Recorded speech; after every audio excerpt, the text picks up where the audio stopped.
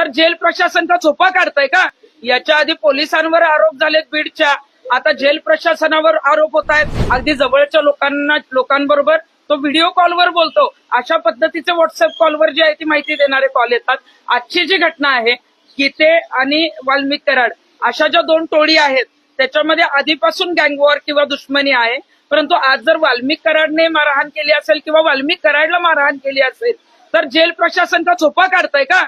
याच्या आधी पोलिसांवर आरोप झालेत बीडच्या, आता जेल प्रशासनावर आरोप होत आहेत.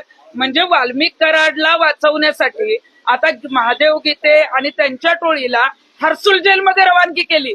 खरं तर ही रवानगी वाल्मिक कराड हे सुदर्शन गुलेची व्हायला पाहिजे, पण वाल्मिक कराड, सुदर्शन गुले आणि त्याच्या टोळीला व्हीआयपी ट्रीटमेंट दुसऱ्या जेलमध्ये देता येणार नाही, म्हणून त्यांना बीड कारागृहातच ठेवण्यात आलेलं आहे. मला वाटतं ज्या जेल प्रशासनाने ही निष्काळजीपणे हे हाताळलेलं आहे किंवा तिथं घडलेलं आहे, तर जेल प्रशासनाचे जे कोणी प्रमुख बीड जिल्ह्यात असतील त्यांची जी आहे ती तातडीनं बदली करावी आणि चांगले अधिकारी तिथं आणावे.